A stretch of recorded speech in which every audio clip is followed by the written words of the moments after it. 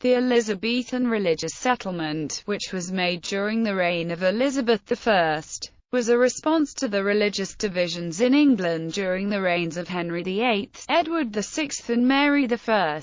This response, described as the Revolution of 1559, was set out in two acts of the Parliament of England. The Act of Supremacy of 1558 re-established the Church of England's independence from Rome, with Parliament conferring on Elizabeth the title Supreme Governor of the Church of England, while the Act of Uniformity of 1559 outlined what form the English Church should take, including the re-establishment of the Book of Common Prayer. As for the governance of the Church, all but one of the Marian bishops refused to consecrate a new Archbishop of Canterbury, intent upon maintaining the threefold ministry of deacon, priest and bishop in the apostolic succession. Matthew Parker, a Cambridge University don, priest and former vice-chancellor of the university, was consecrated in December 1559 by 4 bishops. 2 had been ordained using the 1550 ordinal and 2 in the mid-1530s using the Roman pontifical. All 4 had been consecrated by men in Roman Catholic orders.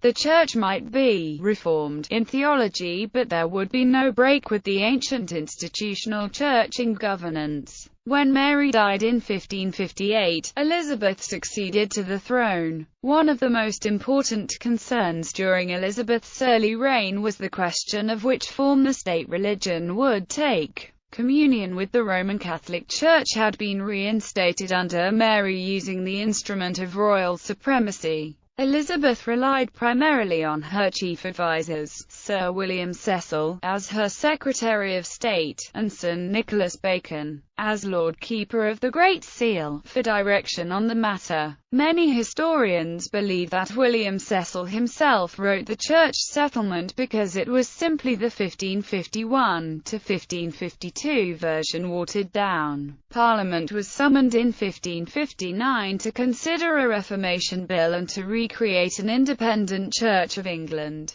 The drafted Reformation Bill defined Holy Communion in terms of Reformed Protestant theology, as opposed to the transubstantiation of the Roman Catholic Mass, included abuse of the Pope in the Litany, and ordered that ministers should not wear the surplice or other Roman Catholic vestments. It allowed priests to marry, banned images from churches, and confirmed Elizabeth as Supreme Governor of the Church of England. The bill met heavy resistance in the House of Lords, as Roman Catholic bishops and lay peers opposed and voted against it. They reworked much of the bill, changed the proposed liturgy to allow for belief in the real presence of Christ in the Holy Communion, made allowance for the wearing of liturgical vestments, the celebration of the communion in the customary place, and refused to grant Elizabeth the title of Supreme Head of the Church. Parliament was prorogued over Easter, and when it resumed, the government entered 2 new bills into the Houses, the Act of Supremacy and the Act of Uniformity. The Black Rubric of 1552 was repealed. It commanded kneeling to receive communion out of reverence and not to imply the real and essential presence.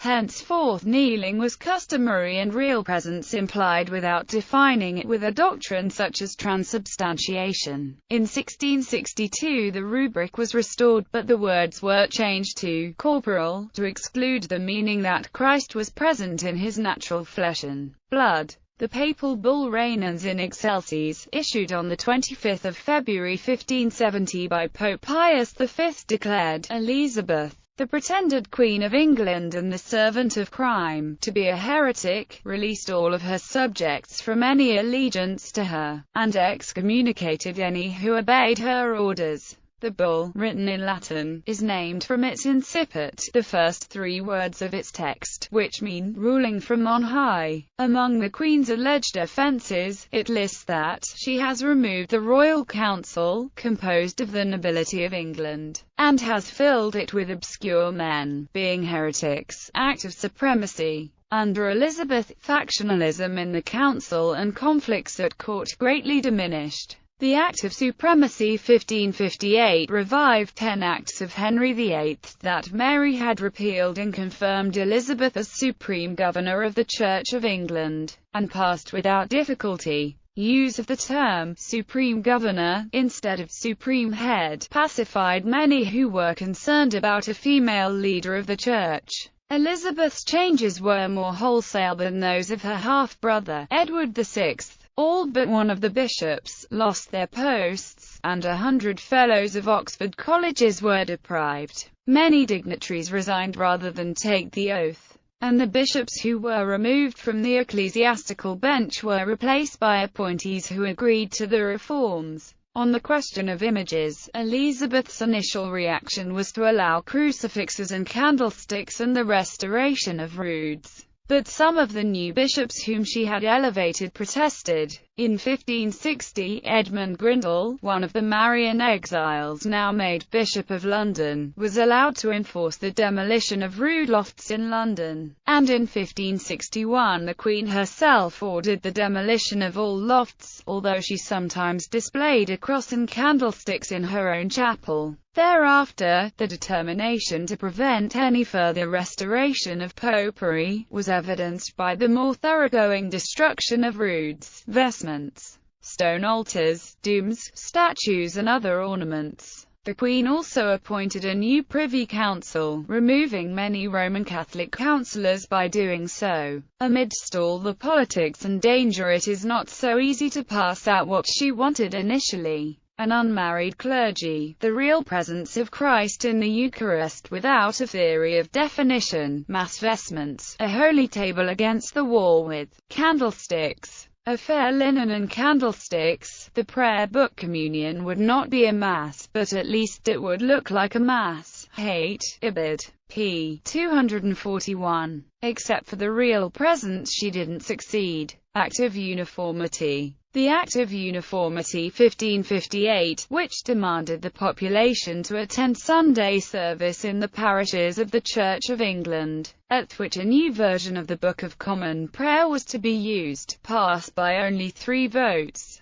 The Bill of Uniformity was more cautious than the initial Reformation Bill. It revoked the harsh laws proposed against Roman Catholics. It removed the abuse of the Pope from the litany and kept the wording that allowed for both a subjective and objective belief in the real presence in the communion. After Parliament was dismissed, Elizabeth, along with Cecil, drafted what are known as the Royal Injunctions, 1559. These were additions to the settlement and largely stressed some continuity with the Catholic past. Bishops and priests were ordered to wear the surplus wafers, as opposed to ordinary baker's bread, could be used as the bread at communion. There had been opposition to the settlement in the shires, which for the most part were largely Roman Catholic, so the changes are often said to have been made in order to allow for acceptance of the settlement. Although McCulloch sees it as absurd to see these concessions as intended to mollify Catholic-minded clergy and laity, and only of help in conciliating possible Lutherans, Catholics had lost so much that these minor changes meant nothing to them. What succeeded more than anything else was the sheer length of Elizabeth's reign. While Mary had been able to impose her program for a mere 5 years, Elizabeth had more than 40. Those who delayed, looking for a new day, when restoration would again be commanded, were defeated by the passing of years.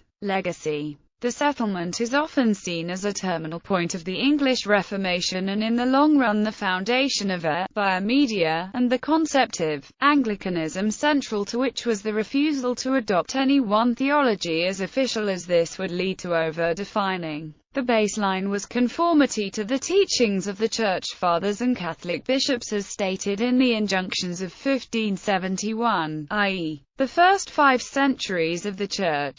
The emerging Anglicanism as outlined by Richard Hooker would be characterized by a belief in reason, and esteem for continuity over the Reformation divide, and a hospitality towards sacramental modes of thought. At the time, it was believed to have established a Protestant church. Although Elizabeth cannot be credited with a prophetic latitudinarian policy which foresaw the rich diversity of Anglicanism, her preferences made it possible. To some it can be said to represent a compromise in wording and practice between the First Book of Common Prayer of Edward VI and the Second Prayer Book. For example, when Thomas Cranmer wrote the 1549 Prayer Book, it contained the words, "The body of our Lord Jesus Christ which was given for thee, preserve thy body and soul unto everlasting life." The 1552 edition, which was never implemented, replaces these words with "Take and eat this in remembrance that Christ died for thee, and feed on him in thy heart by faith, with thanksgiving." The 1559 Prayer Book combines the two. However, some liturgical scholars such as Gregory Dix, Ratcliffe, and Caratian would say that both prayer books taught the same Eucharistic doctrine, albeit more cautiously in the first book.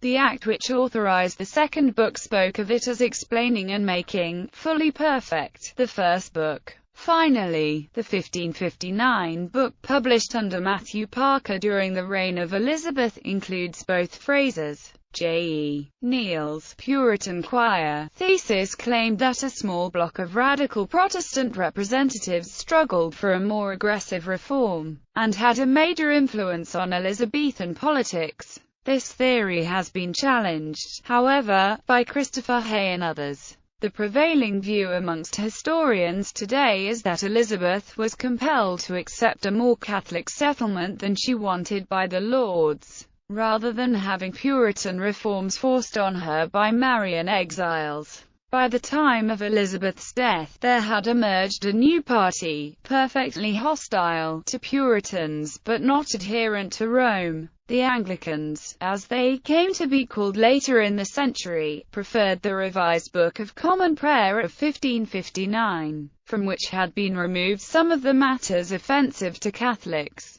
A new dispute was between the Puritans, who wished to see an end of the prayer book in episcopacy, and the Anglicans, the considerable body of people who looked kindly on the Elizabethan settlement, who rejected prophesyings, whose spirituality had been nourished by the prayer book, and who preferred the governance of bishops. It was between these two groups that, after Elizabeth's death in 1603, a new, more savage episode of the English Reformation was in the process of gestation. Road to the Civil War during the reigns of the first two Stuart kings of England, James I and Charles I. The battle lines were to become more defined, leading ultimately to the English Civil War, the first on English soil to engulf parts of the civilian population. The war was only partly about religion, but the abolition of prayer book and episcopacy by a Puritan parliament was an element in the causes of the conflict. As Diarmaid MacCulloch has noted, the legacy of these tumultuous events can be recognized throughout the Commonwealth and the Restoration which followed it and beyond. Anglicans were to become the core of the restored Church of England, but at the price of further division. At the Restoration in 1660, Anglicans were to be but part of the religious scene.